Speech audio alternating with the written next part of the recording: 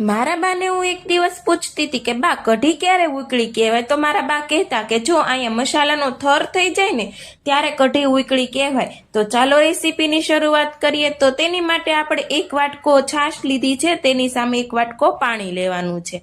હવે એમાં ચણાનો લોટ એક ચમચી નાખીને આપણે ઝેરી લેશું, અને જે આ લાકડાથી ઝેરવીને એનો ટેસ્ટ જ સાવ અલગ આવે। હવે આપણે વઘાર કરીશું, ખડા મસાલા નાખીને રાઈ જીરુંનો અંદર લીમડો નાખીને વઘાર કરીશું।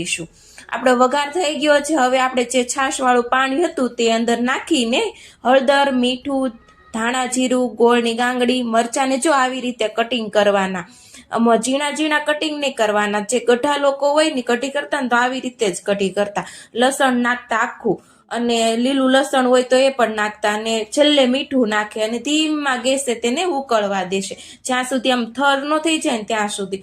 જેમ ઉકળે ને તેમ કઢી સારી લાગે। તો ચાલો